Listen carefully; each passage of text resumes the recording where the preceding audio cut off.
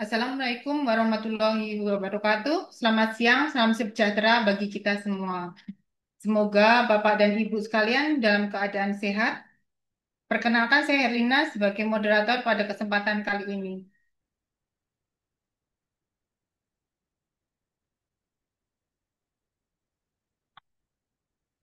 Selamat datang dan selamat bergabung pada webinar yang diadakan PT Total System. Peserta dipersilakan untuk memberikan respon selama berlangsungnya webinar melalui chatroom yang tersedia.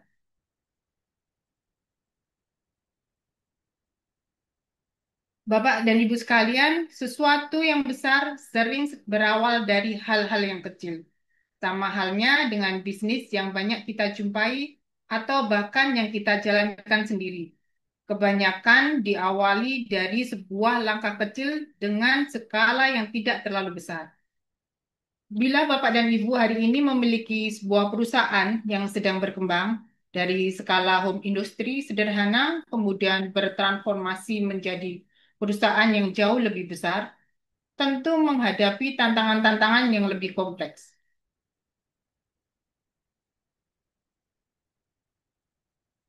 Pada kesempatan kali ini, webinar kita mengusung tema yang sangat menarik mengenai fenomena bisnis keluarga. Untuk itu, bersama kita telah hadir Bapak Yohanes Darmadi. Selamat siang, Bapak. Selamat siang Bu Herlina, selamat siang juga Bapak Ibu dan para sahabat TS.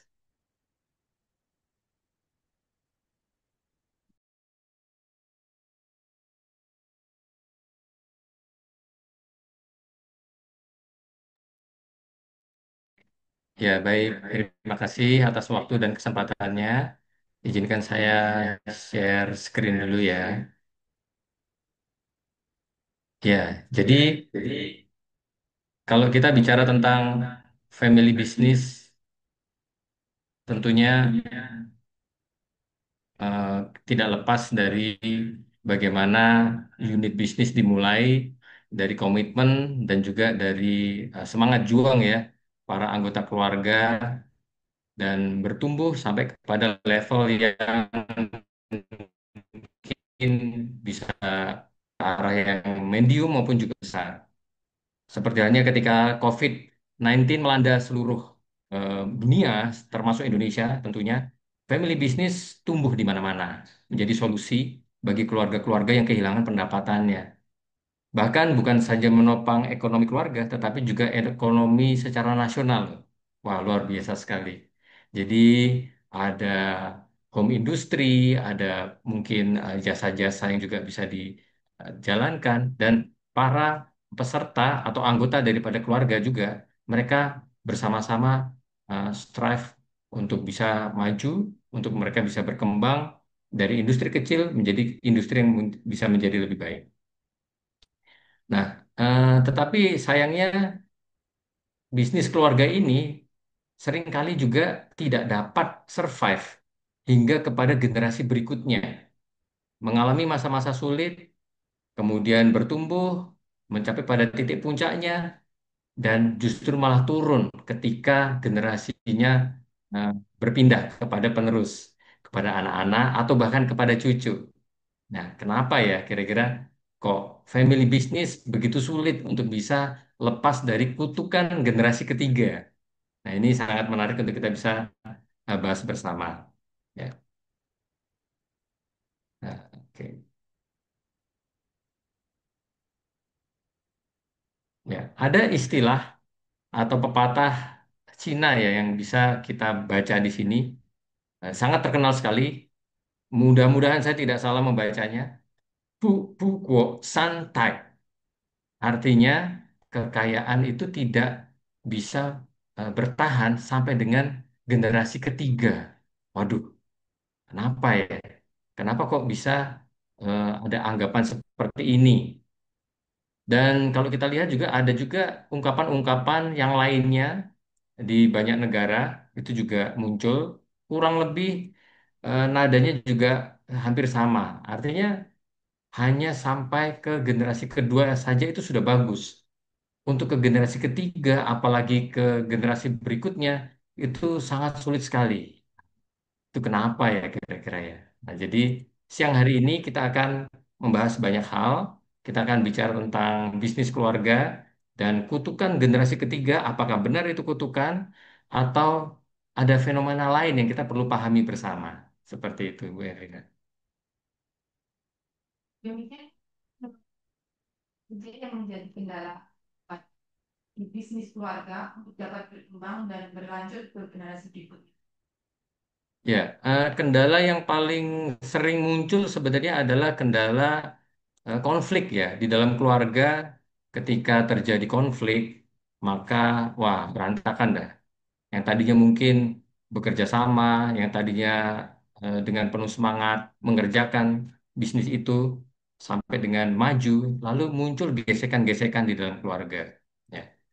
Dalam hal ini tentunya perlu ada manajemen ya antara perusahaan secara profesional, peran setiap orangnya, stakeholder, dengan hubungan yang tetap tidak bisa hilang yaitu keluarga.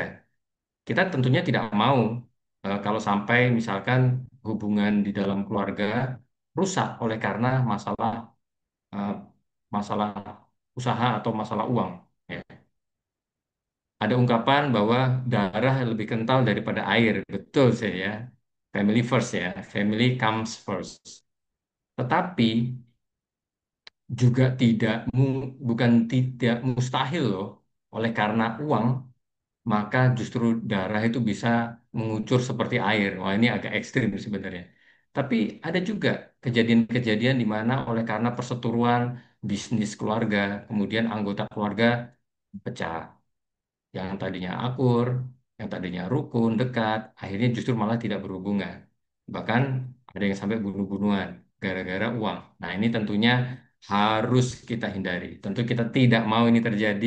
Kita mau bisnis keluarga bisa bertumbuh dan menjadi lebih baik, lebih besar, dan bisa dinikmati dari generasi ke generasi berikutnya. Ya. Bagaimana bisnisnya biar bisnis keluarga dapat melanggengkan perusahaan hingga generasi berikutnya bahkan sampai generasi ketiga dan seterusnya. Dan mitos generasi ketiga itu tidak berlanjut apa aja gitu ya. Ya, ya. Jadi betul sekali bahwa ada statistik yang muncul ya dari John L. Ward dan Craig E. Aronoff yang mengatakan 30-13-3. Jadi dari bisnis keluarga hanya 30% saja yang bisa survive dan melanjutkan ke generasi yang kedua. Hanya 30%. Sisanya 70% berakhir dan tidak berlanjut pada generasi berikutnya atau yang kedua. Dari 30% yang survive, yang bisa bertahan dan melanjutkan ke jenjang berikutnya yaitu generasi kedua, hanya 13% saja yang bisa bertahan dan juga bisa lanjut ke generasi yang ketiga. Jadi sangat sedikit sekali, persentasenya sangat kecil sekali. Sedangkan yang bisa sampai ke generasi berikutnya lebih dari 3 generasi itu hanya 3%. Jadi ini merupakan suatu fenomena yang disurvei dan dicermati dan eh, sangat menarik. Kok bisa ya dengan kendala-kendala yang ada, apa nggak ada nih cara supaya bisnis keluarga bisa dapat berlanjut dan juga bisa eh, dijalankan oleh para penerus seperti itu. Sebuah studi di Harvard Business Review waktu itu menunjukkan bahwa kinerja bisnis keluarga itu lebih buruk ya di, bisnis kalau dikerjakan oleh keluarga-keluarga saja. Justru kalau yang menjalankan adalah yang non keluarga itu malah lebih bagus. Jadi hanya sekitar 10% bisnis keluarga yang bisa bertahan ke generasi ketiga dan seterusnya. Seperti itu.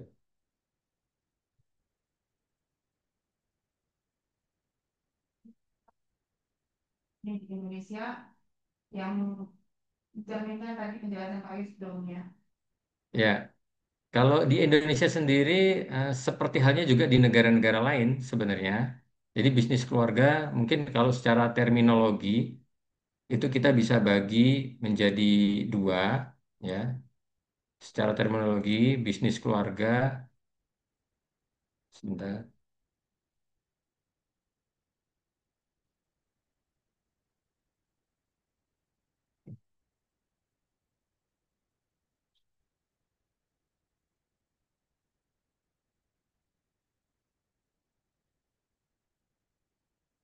Ya. Jadi kalau secara terminologi itu ada namanya bisnis keluarga yang dijalankan oleh full anggota keluarga. Jadi bisnis keluarga dijalankan oleh anggota keluarga, kemudian secara penuh eh, posisi-posisi kuncinya itu diisi oleh anggota keluarga saja. Ya, dan itu yang paling banyak di Indonesia. Sedangkan yang berikutnya yang merupakan advance, bentuk advance daripada bisnis keluarga adalah bisnis keluarga yang mengambil orang-orang dari luar juga, dari luar lingkar keluarga menjadi eksekutif profesional yang terlibat di dalamnya. Ini adalah bentuk advance yang kemudian kita bisa lihat mereka bisa berkembang justru lebih baik, lebih bagus dan lebih advance ya secara perusahaan. Itu Bu Herlina. Artinya, Kalau karena jenis usaha, ya berhentinya bisnis keluarga tentunya salah satu tadi kalau tidak ada suksesor ya, tidak ada suksesi yang baik, tidak direncanakan, itu sangat berisiko tidak berlanjut kepada berikutnya. Tetapi yang berikutnya bisa jadi karena jenis usahanya. Contoh misalkan jenis usaha yang memang sudah berhenti ya di zaman sekarang. Misalkan kalau dulu kita masih ada jenis usaha seperti contoh misalkan warnet, ya warung internet di mana orang menyewa tempat, kemudian ada fasilitas di situ internet yang bisa dimanfaatkan, maka hari ini mungkin kita sudah tidak temui lagi warnet. Tetapi kalau suksesornya atau penerusnya itu dipersiapkan, bisa jadi bentuknya itu mengalami modifikasi. It's okay, nggak masalah. Bentuk bisnisnya bisa mengalami modifikasi, biar bisa bertransformasi, tetapi tetap berjalan dalam ranah yang kurang lebih masih sama ya. Contoh misalkan hari ini ada bentuk bisnis seperti co-working space ya, penyewaan co-working space atau bahkan ada juga ruang-ruang untuk disewakan untuk orang bisa melakukan live TikTok ya, berjualan live TikTok. Ya, di kota-kota besar sudah muncul dan banyak diminati karena live TikTok mereka bisa jualan dengan sangat baik dan mereka membutuhkan tempat dengan akses internet yang cukup dan tempat yang nyaman untuk mereka bekerja.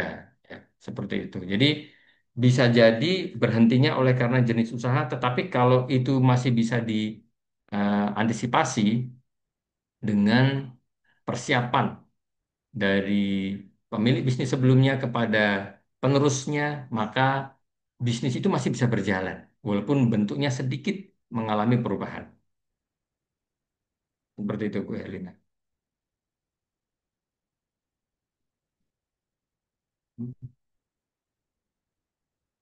apa yang seharusnya menjadi dasar dan pemilihan penentuan penerus apabila eh, pemain bisnis tersebut pemegang kuncinya adalah dari keluarga. Ya, nah ini salah satu dasar pemilihan penerus seringkali adalah ya karena keluarga. Orang tua mewariskan usahanya kepada anaknya, kemudian kepada generasi selanjutnya. Kadangkala yang dipilih adalah ya yang paling tua. Apalagi kalau anak cowok misalkan yang paling tua, maka dialah yang mendapatkan hak. Ya, ada privilege di situ biasanya. Tetapi kita perlu juga mempertimbangkan sistem meritokrasi yang bagus untuk perusahaan atau bisnis keluarga ini.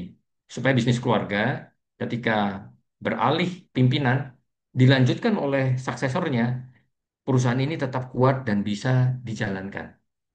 Jadi perlu adanya konstitusi di dalam keluarga sejak awal. Ya, kadang-kala kan kalau kita lihat bahwa banyak bisnis keluarga yang dimulai di awal-awal itu tanpa ada kesepakatan yang jelas nih, tanpa ada istilahnya konstitusi yang jelas, sehingga mereka berjalan aja, udah jalan-jalan aja dah, nanti lihat nanti. Tapi kemudian menimbulkan permasalahan di kemudian hari, karena ketika mungkin size-nya menjadi besar, masalahnya menjadi kompleks, kemudian orang-orang yang terlibat makin banyak, nah, dengan catatan bahwa semakin banyak anggota keluarga yang terlibat, itu sebenarnya tidak lebih mudah, malah akan lebih sulit. Belum lagi nanti dari setiap anggota keluarga, mereka punya pasangannya dan ada keterlibatan di situ. Sebenarnya itu it's okay, tidak ada masalah sepanjang ada konstitusi keluarga yang jelas. Sehingga setiap orang mengetahui hak dan kewajibannya apa, kemudian perannya, batasan dan kewenangannya sampai di mana. Sebenarnya itu masih enak sih, masih nyaman untuk semua orang. Tetapi sayangnya banyak kasus, banyak kejadian konstitusinya tidak ada. Jadi kejelasan di awal tidak ada, ketika sudah berjalan kemudian muncul permasalahan. Nah, jadi siapa sebenarnya yang paling cocok untuk menerima tampuk kepemimpinan berikutnya? Tentunya adalah orang yang paling kompeten, orang yang paling memiliki skill, punya kepemimpinan yang kuat, dapat dipercaya, ya, dan tangguh. Nah, ini yang dibutuhkan sebenarnya. Tetapi ya ini perlu dipertegas dan diperjelas oleh ke semua keluarga. Dalam konteks ini misalkan ke anak-anak bahwa oke, anak-anak kalian kelak mendapatkan kesempatan untuk melanjutkan perusahaan keluarga. Tetapi ingat bahwa yang akan dipilih untuk memimpin nantinya adalah orang yang paling kuat dan yang paling kompeten. Nah, tentunya keluarga kan punya akses dan punya fasilitas untuk bisa lebih menunjukkan ya kemampuan dari yang lainnya. Ya, tetapi bila mana itu tidak terjadi, maka sebenarnya bisnis keluarga juga perlu mempertimbangkan memilih istilahnya pihak profesional. Ya, orang-orang dari luar eh, lingkaran keluarga, mereka yang secara profesional bisa membantu masuk di dalam bisnis keluarga, di dalam pengelolaan dan manajemen. Seperti itu. Dalam apa ya, Pak? Yang profesional, nah, di jalan bisnisnya tersebut. Mengambil profesional ya. Nah, tenaga profesional eksekutif dari luar tentunya ada resiko ya, ada resiko sehingga seringkali pihak keluarga, pemilik bisnis, owner, founder, mereka juga punya keraguan, ada rasa takut. Apakah orang yang dipilih ini adalah orang yang tepat, dapat dipercaya, dapat diandalkan untuk mengelola bisnis keluarganya, ya kan? Jadi bisa jadi muncul trust issue, itu salah satu kendala yang sering kali muncul. Nah, memang kalau kita mau percaya kepada satu pribadi, satu-satu orang, itu kan tidak mudah. Tentu ada prosedur dan juga ada mekanisme yang kita harus jalankan. Ada tesnya, ada psikotesnya, kemudian ada masa mungkin probation di situ, sehingga kita bisa mengenal dan mengetahui lebih dalam sejauh mana. Dan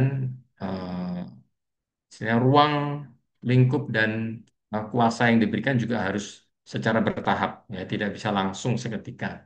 Perlu dievaluasi secara periodik, akan ditambahkan bila mana eh, terlihat ada pertumbuhan yang baik, yang positif. Seperti itu. Baik, Bapak dan Ibu, kami kasih kesempatan untuk menanyakan melalui chat room untuk pembahasan fenomena bisnis keluarga ini bisa lewat chat room. Berikut kita simpulkan ya tadi yang dijelaskan dari Pak Yu dan dijelaskan. Nah, maaf Bu Erlina, ini sedikit lagi nih. Terkait dengan segitiga yang saya Oh tampilkan ya, ini. ya. Ini kita mungkin perlu sedikit bahas. Jadi, Dr. Hadi Cahyadi merumuskan satu teori ya di bukunya eh, Perpetuate, Go Perpetuate, ya, How to Beat the Third Curse Generation, ya. the the third generation curse. Ya.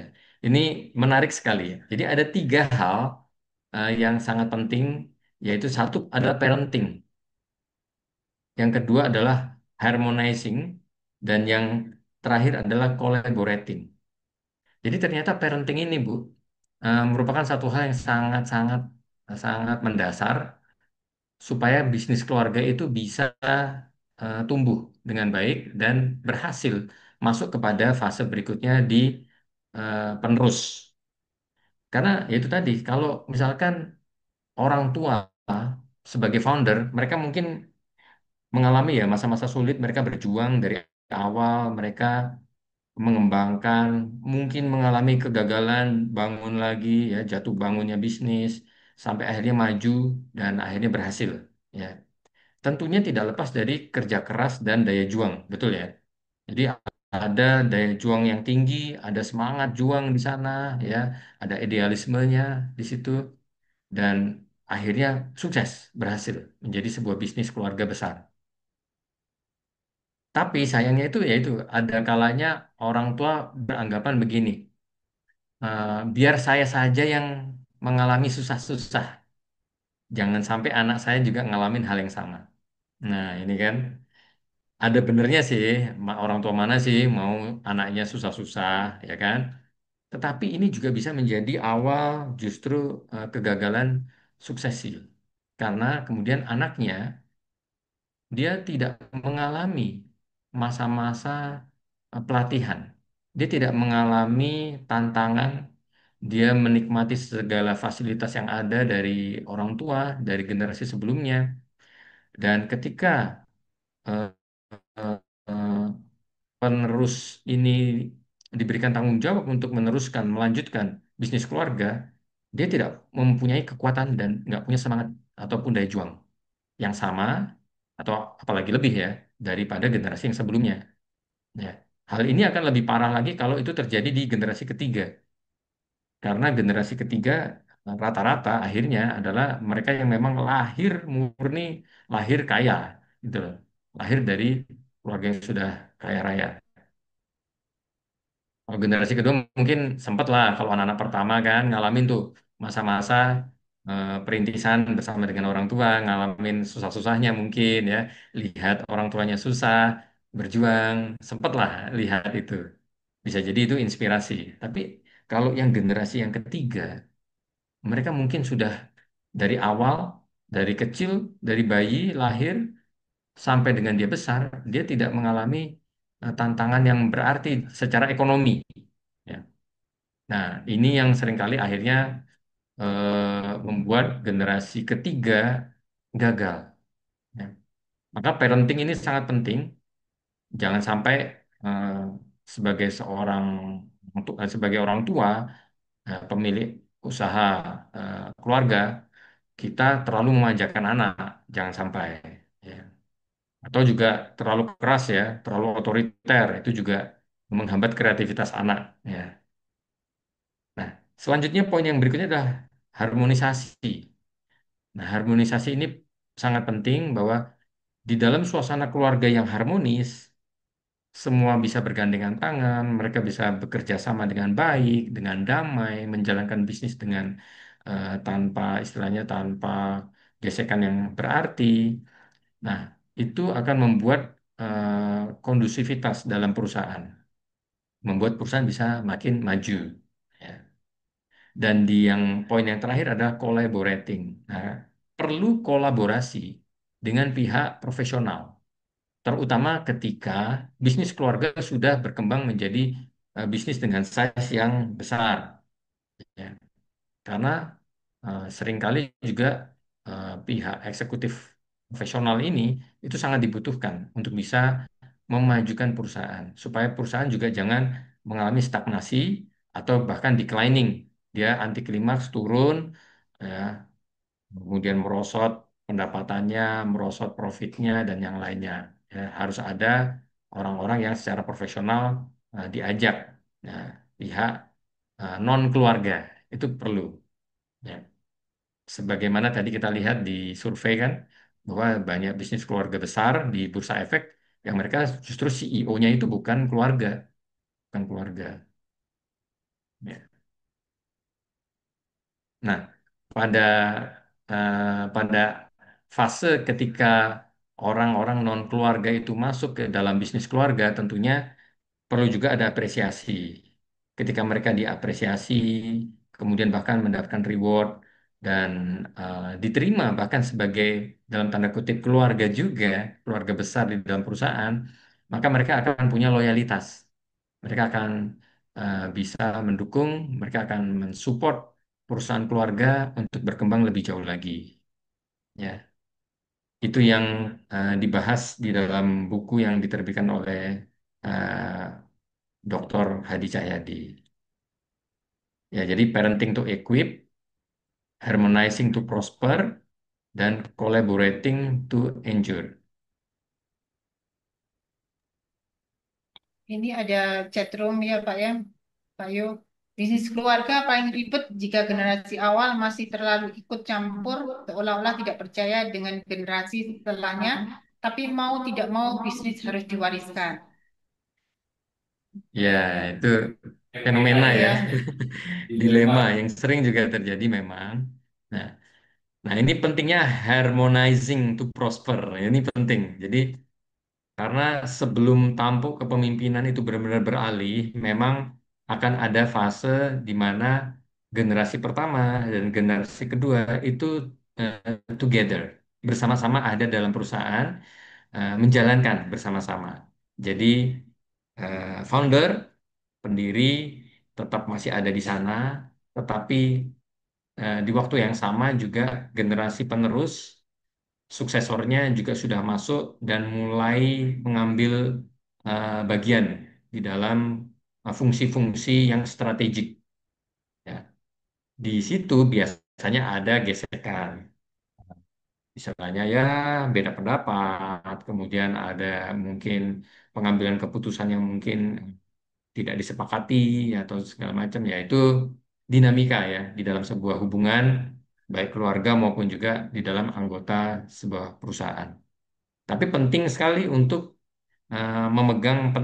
memegang teguh visi dan misi dan menciptakan ini harmonisasi supaya menjalankan bisnis keluarga itu dengan sukacita, dengan damai, dengan nyaman, dengan enak. Gitu. Dan itu tidak mudah sih, tidak mudah. Nah, ada peran juga pihak luar yang juga bisa menjadi jembatan di tengah-tengahnya, yaitu pihak profesional. Ya, nanti kita juga akan sedikit singgung ya tentang total system. Wah, ini menarik banget. PT Total System. Nanti kita akan spill sedikit, kita akan singgung sedikit tentang apa itu total system.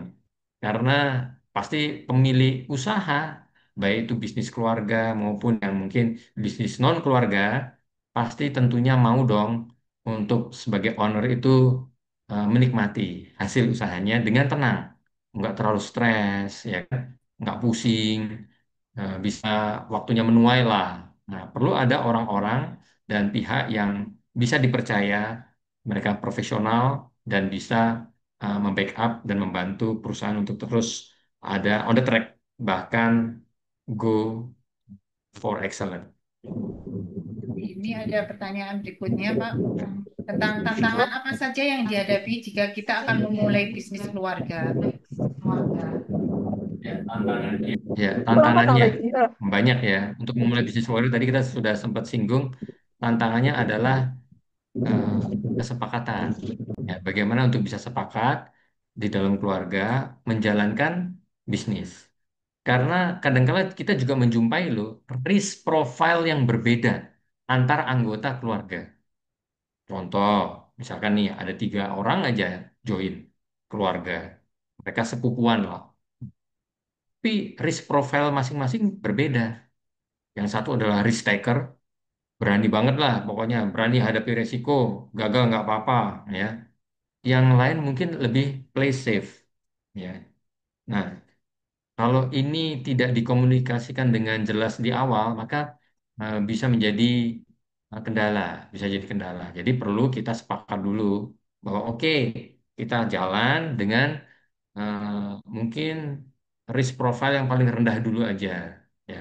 Jadi kita menjajaki, kita jalan bareng supaya yang risk profile-nya itu rendah, dia enggak jantungan, enggak pusing, enggak stres. Bagi yang risk profile-nya tinggi, ya dia mungkin santai-santai aja. Gak apa-apa, kita coba lagi, ya kita eh, coba lagi aja di kesempatan yang lain, mungkin kayak gitu.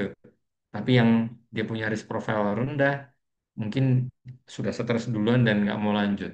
Ya. Jadi perlu ada konstitusi keluarga.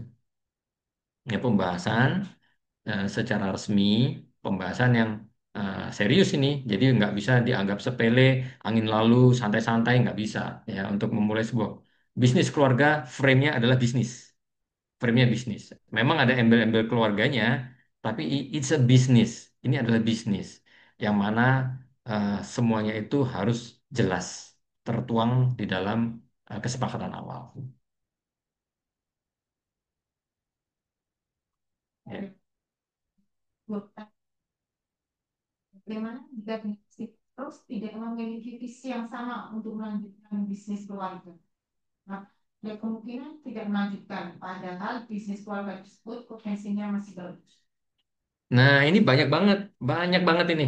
Kita temuin di sekeliling saya pun teman-teman keluarga juga begitu. Sayang banget ya. Jadi usahanya sudah well developed, sudah berkembang, sudah maju ya. Tapi anaknya punya passion yang berbeda. Waduh, susah ini. Anak tunggal pula. Aduh. Jadi anak tunggal untuk meneruskan bisnis keluarga dia tidak mau. Kenapa? Karena dia punya passion yang lain, ya, nggak punya visi yang sama dengan orang tuanya. Kan sangat disayangkan ya. Nah, memang tidak mudah, tetapi kalau ini sudah bisa disikapi jauh-jauh hari, sebenarnya eh, ada solusi. Ada solusi tengah lah ibaratnya. Contoh, contoh misalkan orang tuanya punya, let's say, apa namanya, usaha apa yang mungkin agak ekstrim lah ya. Mencolok sekali contoh misalkan toko bahan bangunan. Waduh, toko bahan bangunan, anaknya cewek dan anaknya punya passionnya adalah ke kecantikan. Wah, kan nggak nyambung ya. Mau melanjutkan gimana nih toko bahan bangunan dengan eh, kecantikan ya. Anaknya pengen mungkin punya beauty clinic ibaratnya gitu. Nah, ini akan menjadi tantangan, tetapi kalau ini sudah bisa diantisipasi sejak awal, kita bisa buat contohnya misalkan anak ini dari muda, dari waktu masih remaja kalau perlu ya dilibatkan, dikasih pemahaman bahwa bisnis ini yang menopang keluarga. Bisnis ini membawa kamu bisa sekolah. Bisnis ini menghasilkan, ya bisa membuat kamu mungkin bahkan punya kelak eh, mungkin salon kecantikan sendiri, ya klinik kecantikan sendiri dari modal bisnis utama. Jadi passionnya tetap terakomodir, dia punya passion boleh-boleh aja, it's okay. Tetapi kamu juga perlu dong tahu tentang sedikit lika-liku tentang bisnis toko bangunan itu seperti apa, toko bahan bangunan itu seperti apa, contoh seperti itu. Nah, nanti sebagai owner, anak ini juga akan terlibat tetap di dalam bisnis utama, walaupun tidak secara langsung. Dia bisa hire tenaga profesional, seorang manajer toko mungkin, ya, tetapi dia tetap melakukan pemantauan. Ya. Tidak secara langsung, secara praktis di lapangan, tetapi bisnis keluarga tetap dilanjutkan. Nah, itu masih bisa memungkinkan. Ya, apalagi contoh misalkan dia punya satu konsep, wah karena dia punya concern kepada kecantikan, ya kan, dia mungkin bisa tuh membuat suatu toko bangunan yang berbeda dari toko bangunan yang lain, ya, yang rapi dan bersih, ya. Kemudian menjadi contoh misalkan modern market, toko bahan bangunan yang modelnya konsepnya modern, di sana bersih, ya, orang-orang yang melayani juga rapi, ya kan. Itu menjadi satu bentuk diferensiasi, ya, diferensiasi bisnis malahan. Nah, seperti itu sih.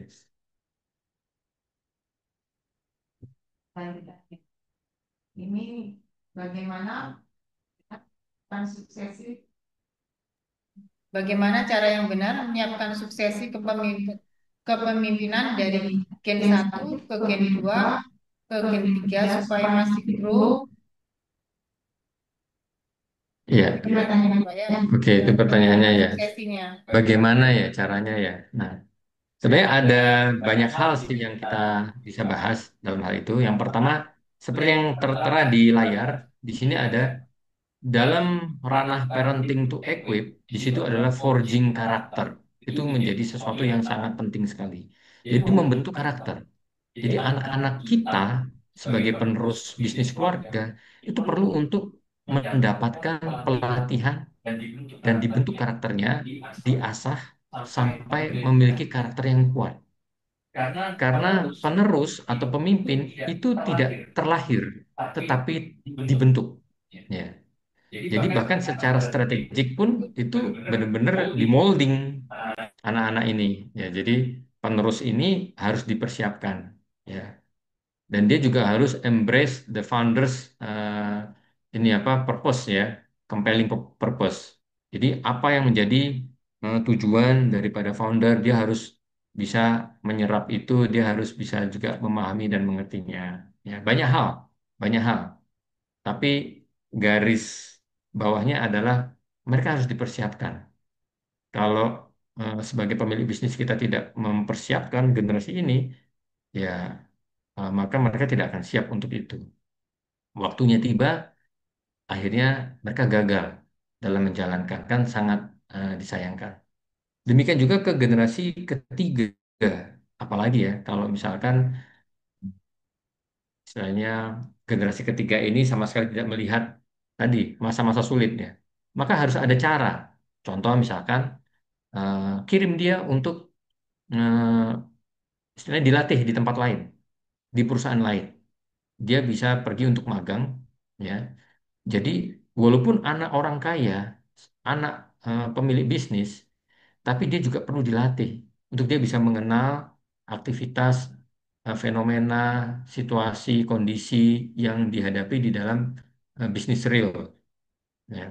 Ketika dia tahu bahwa oh nggak gampang ya ternyata untuk menjalankan tugas di level yang paling bawah, maka dia akan punya gambaran untuk bisa memimpin kelak. Seperti itu. Ini ada pertanyaan lagi Pak. Masih ada ya? Wah, banyak ini. Ya, seru nih pembahasannya ya. Dalam minat bersama Hmm. apabila anak usaha, bagaimana membangun kepercayaan terhadap orang lain supaya bisa meneruskan bisnis dengan sukses yang tadi itu ya. Ya, itu tadi, itu sangat kompleks, sangat sulit.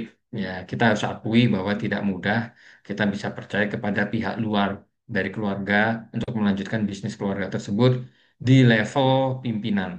Di level kalau untuk sebagai tenaga pendukung saja, tenaga ahli pendukung mungkin kan masih bisa ya. Tapi untuk memimpin, nah itu memang tidak mudah. Nah, caranya adalah kita melakukan seleksi, seleksi yang baik dalam hal ini salah satu yang juga PT Total System bisa bantu. Jadi PT Total System sudah berpengalaman menghandle puluhan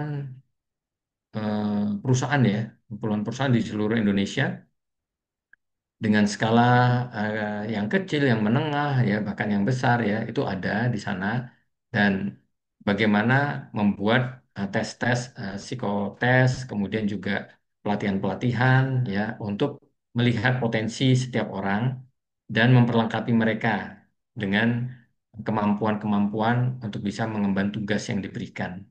Ya, jadi bisa juga berpartner ya dengan pihak yang non keluarga. Nah, oke, mungkin karena ini juga sambil sudah nyerempet-nyerempet ke eh, poin penutup nih, saya spill sedikit ya tentang Total System. Ya. Jadi PT Total System sendiri merupakan Business Development Partner. Waduh, menarik nih. Jadi Total System merupakan perusahaan yang berperan sebagai partner bisnis dengan tujuan untuk mendorong development. pengembangan. Ya.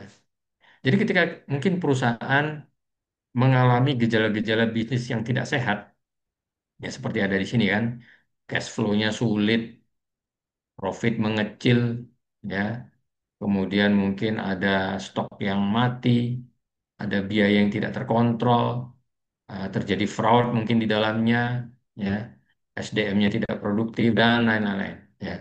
Maka ini akan bisa didiagnosa atau dideteksi. Dan jadi tim Total System akan membantu Bapak Ibu bersama dengan unit bisnisnya untuk melihat kesehatan perusahaan Anda. Dan tenang aja, kerahasiaan dari bisnis Anda dijamin aman. Ya, jadi PT Total System dipercaya oleh banyak perusahaan-perusahaan juga sudah terpercaya dan terbukti ya aman. Setelah kita melihat, oh ini loh kondisinya, jadi kita seperti melihat kompas ya, di mana kita sedang berada dan mengarah, apa arahnya benar atau arahnya agak melenceng sedikit nih, harus kita koreksi seperti itu. Ya. Selanjutnya, PT Toll System akan juga memberikan pelatihan-pelatihan kepada eh, tenaga SDM, ya, para stakeholder yang ada di dalam perusahaan tersebut, ya. Dan ini kebetulan nih ada program program yang jarang-jarang nih ada ini ya namanya Profit Booster ya. Jadi program ini ditawarkan oleh PT Total System untuk perusahaan-perusahaan manapun yang mau bekerja sama. Nanti akan kita coba dan kita akan lihat bersama-sama transformasi bisnis selama 6 bulan seperti apa. Jadi Profit Booster ini akan mengarahkan perusahaan untuk membangun fondasi bisnis yang kuat melalui 3 pilar utama. Yang pertama adalah pembenahan internal. Jadi internalnya seperti apa? Kalau internalnya ternyata dalam tanda kutip masih eh, perlu banyak pembenahan, maka itu harus menjadi fokus di awal yang harus dikerjakan. Ya. Sembari juga eh, efisiensi biaya, ya karena profit ini kan harus didukung dengan efisiensi dan juga peningkatan penjualan ya. Itu sih kuncinya. Ya. Kemudian ketiga adalah penguatan sistem bisnis. Karena bisnis yang sudah mulai berkembang, size-nya tidak bisa dijalankan dengan cara yang sama seperti dulu ketika dia masih kecil. Jadi perlu dikuatkan ya, sistem bisnisnya.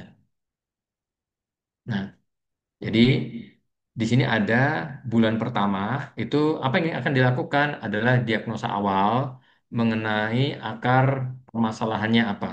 Ya, kita cari dulu nih root-nya. Nah, permasalahan-permasalahan yang mungkin muncul ya harus segera diselesaikan dan di treatment. Kemudian bulan kedua itu akan dilakukan audit sistem, menata ulang struktur kerja yang ada di dalam perusahaan tersebut. Ya kan, dari audit itu akan kelihatan, oh sistem mana yang perlu diperbaiki, dibenahi, dan dioptimalkan. Bulan yang ketiga itu lebih kepada strategi efisiensi dan optimasi penjualan. Nah, Bapak Ibu mungkin sudah pernah menjalankan bentuk strategi tertentu untuk mendukung penjualan. Nah, di sini kita akan evaluasi bersama dan kita akan kembangkan, optimalkan bersama. Ya. Kemudian di bulan yang keempat akan ada strategi pengembangan bisnis. Ya, dan bulan kelima dan keenam itu adalah monitoring dan pendampingan. Yang menarik dari PT Total System ini adalah kita bukan konsultan bisnis semata. Jadi bukan cuma konsultasi aja, ya, tetapi lebih kepada coaching, ya. Kita melakukan pendampingan juga.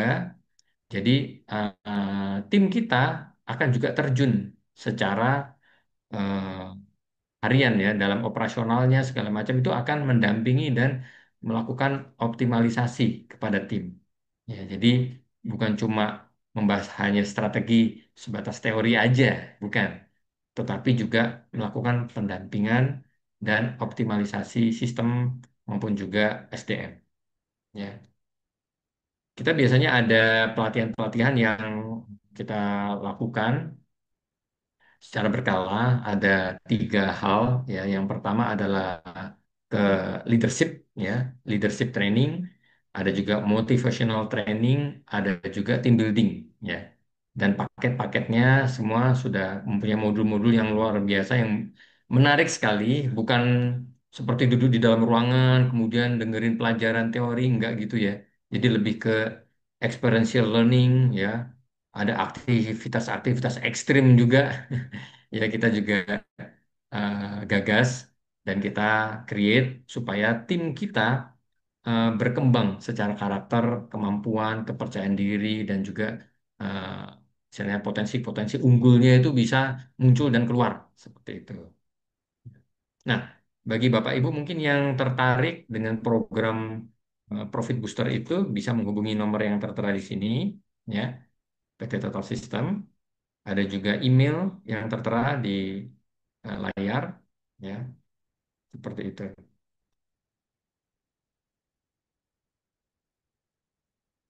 Selanjutnya, mungkin masih ada pertanyaan lagi atau cukup? Masih ada? Oke, oke, oke. Masih ada waktu nggak kita nih? Masih ya? Oke, lanjut deh. Hmm.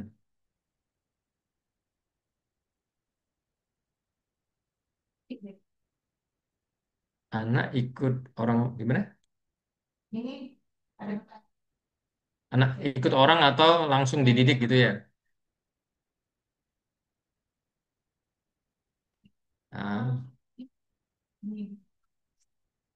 oke, oke, oke. Ya, saya rasa dua-duanya tetap terbuka ya kemungkinannya ya. Kalau misalkan bisa ikut orang tua itu jauh lebih bagus supaya dia juga bisa menyerap visi misi daripada orang tua, kemudian dia bisa mendapatkan spirit daripada founder, ya kan? Dan kalau di tangan dingin sang founder biasanya kan hasilnya beda ya, hasilnya lebih bagus gitu. Ya, tapi kalau misalkan ada kesulitan dalam hal tertentu ya boleh juga diberikan kesempatan untuk ikut ke perusahaan yang lain seperti itu. Tapi tetap karena targetnya adalah untuk meneruskan perusahaan kita sendiri, bukan untuk memasuki atau menduduki posisi pimpinan di perusahaan yang lain, ya kan? Maka tetap dalam kurun waktu tertentu dia harus mendapatkan mentoring daripada founder dan direview kamu sudah belajar apa, kamu di sana kamu sudah mengalami atau mencoba apa saja dan hasilnya seperti apa, lalu diarahkan harus diarahkan untuk ke bisnis keluarga. Kalau tidak dia bisa tertarik dengan hal-hal yang lain, akhirnya tujuan utama untuk mempersiapkan suksesornya kan akhirnya tidak terjadi itu Bu Lina.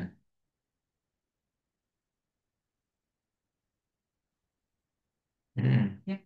Biasanya generasi pertama perintis punya cara sendiri membesarkan bisnisnya, sedangkan anak generasi kedua seringkali membawa nilai baik, akhirnya jadi bentrok. Bagaimana cara mengatasi konflik tersebut? Ya, ya, ya. Hmm.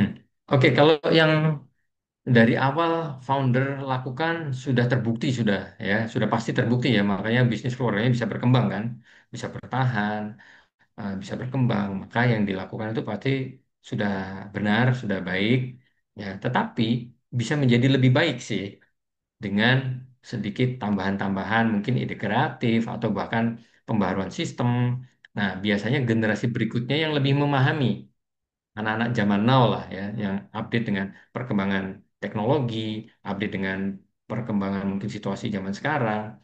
Nah, sebenarnya itu tinggal dikomunikasikan. Kayak penting sekali untuk membangun komunikasi yang baik dan efisien sehingga baik founder maupun suksesor mereka bisa saling memahami. Suksesor perlu memahami visi dan misi spirit dari founder karena itu cikal bakal dan dasar dari perusahaan tersebut. Tetapi juga founder perlu juga membuka ruang untuk pembaharuan yang bisa justru muncul dari para penerusnya. Jadi walaupun anak-anak muda, tapi mereka nggak kalah jago, mereka nggak kalah hebat sebenarnya kalau mereka diberi kesempatan. Beri kesempatan, kemudian diberi dukungan, di encourage. Jangan ketika punya ide sedikit, kemudian kita, oh enggak usah dah, gini aja sudah bagus kok. Ya, jangan. Kemudian kalau misalkan dijalankan ternyata gagal, kemudian tuh kan, apa papa bilang, kamu sih ya nggak dengerin papa. Nah, takutnya komunikasi yang demikian arahnya justru malah negatif, sehingga semangat juangnya justru malah hilang. Dia takut mencoba, dia tidak berani mengambil resiko. Nah, ini kita juga nggak harapkan. Ya. Jadi kalau misalkan orang tua atau founder ingin memberikan legasinya, perlu juga memberikan ruang bagi penerus untuk mereka juga apa namanya mengaktualisasikan dirinya, memberikan kontribusi dengan cara yang berbeda mungkin. Itu juga jangan sampai kita tutup atau kita hambat. Kurang lebih seperti itu.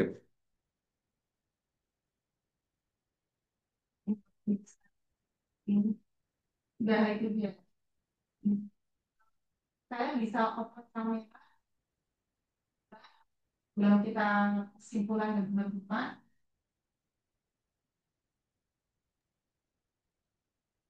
Bapak Ibu bisa open kamera ya Pak ya, sebelum kita baca kesimpulan pertemuan hari ini.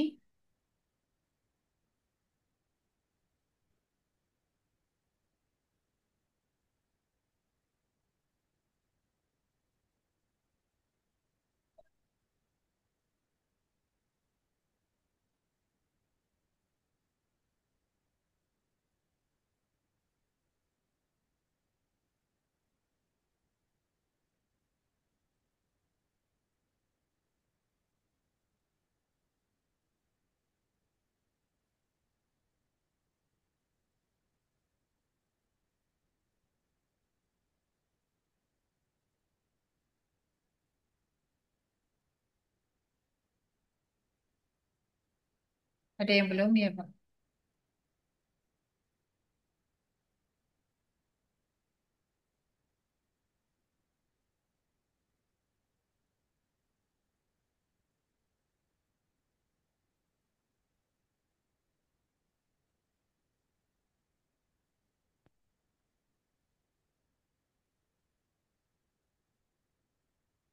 Sudah? Sudah ya? Sudah Pak. Untuk berikutnya ini saya simpulkan untuk pertemuan hari ini tentang fenomena bisnis keluarga. Berikut beberapa tips yang tadi dijelaskan oleh Pak Yo, yaitu pertama membangun tata kelola yang baik di bisnis keluarga tersebut, tetapkan aturan dan struktur organisasi yang jelas untuk memisahkan peran dan tanggung jawab. Yang kedua, komunikasi terbuka dan transparan. Ciptakan budaya komunikasi terbuka dan transparan antar anggota keluarga untuk menghindari kesalahpahaman. Yang ketiga, untuk pengembangan profesionalisme, lakukan pelatihan dan edukasi bagi stakeholder secara berkala untuk meningkatkan profesionalisme setiap anggota. Yang keempat, untuk perencanaan keberlanjutan yang matang. Siapkan rencana keberlanjutan yang jelas dan terencana untuk memastikan kelancaran transisi kepemimpinan. Pengenalan pelatihan anggota keluarga sejak dini sebagai langkah persiapan generasi penerus. Ini sisi parenting dalam keluarga berperan penting, berperan besar terhadap kesuksesan transisi kepemimpinan. Yang kelima itu mencari bantuan eksternal, yaitu konsultasikan dengan pakar bisnis dan keluarga untuk mendapatkan solusi dan saran profesional. Bisnis keluarga dapat menjadi sebuah usaha yang sukses dan berkelanjutan dengan pengelolaan yang tepat, menjaga keharmonisan dan komunikasi antar anggota keluarga, serta menerapkan tata kelola yang baik merupakan kunci utama dalam mencapai kejayaan bisnis keluarga tersebut.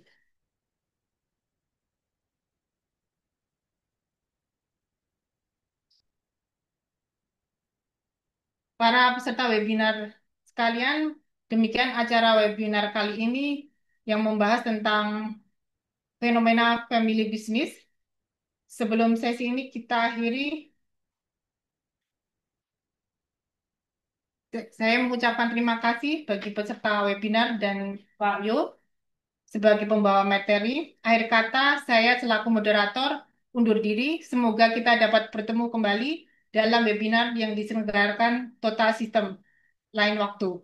Terima kasih. Waalaikumsalam warahmatullahi wabarakatuh.